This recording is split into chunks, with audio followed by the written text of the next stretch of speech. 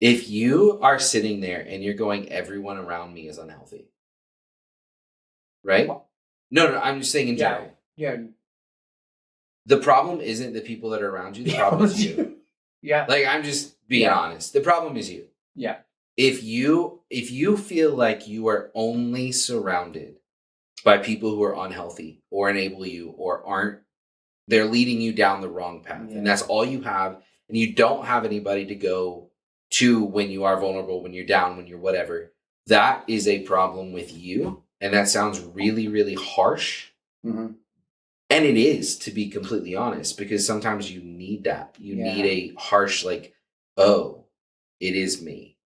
Like, that's a realization that somebody has to have. I had it. Yeah. And that's hard for people. Yes. To see, like, if you go into every workplace and there's an issue every time, it's like, sometimes it's like, maybe it's you. Mm-hmm. Or in every relationship, and it becomes so how do you work on that? If you were that person who's like, and you had to spot, be like, oh my gosh, I feel like everybody's always wrong, and then you hear Taylor talk to you, and you say, oh, I think maybe the issue, there's something inside of me that I need to work on and address. Mm-hmm. Like, where do you begin to address that? Because if I don't fix if I'm not in a good place internally, I can't be a good friend to anybody. Mm-hmm. I can't be a good husband. Yeah. I can't be a good father.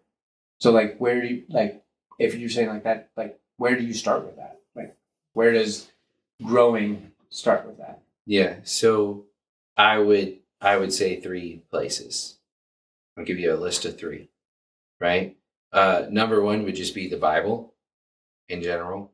There are a lot of different places you can go. If you're looking for how you should treat other people, then just go read the Gospels and look at how Jesus treated other people. Mm-hmm. Just like start there and that's all you need to know, right? The Bible, your faith, that kind of thing. I think the second place would be and a lot of people, I'm telling you, I'm going to say this and people are like, oh, telling you, because that's what a lot of people, their reaction is. But my answer is go read some books, right? Exactly. People don't like to read. People don't want to read. People, whatever.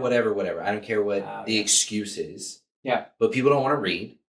But there are a lot of really great books out there on how to better yourself, how to be a better person, how to win friends and influence people. Like, I don't actually enjoy reading that book. I think it's whatever. We can go into that later. But it's a good title of a book that you can read if you're looking for friends, right? Yeah. And the third place would be, like, we go back to this iron sharpens iron is a two-way street, right? You have to seek people out. Seek somebody out that you look at and you go, I want what they have. And seek them out. Yeah. And go into that interaction, like, not just wanting to talk about yourself. Correct. Like, go in and be like, what is that thing? What is that spark about them? Mm-hmm.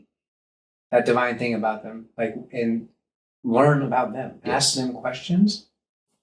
And they will probably ask you questions. Like, that's how you get to know somebody. 100%. Be genuinely curious, not just be like, I want to put myself in this social status. I want to run with this group. Right. So I'm going to figure out how I can do the things that this group does, or say the things and look like I'm supposed to be in this party, and go through it. And like, that's where you're like, that's like the fakest thing in the world. You see people just like, you don't actually belong here with this. Like,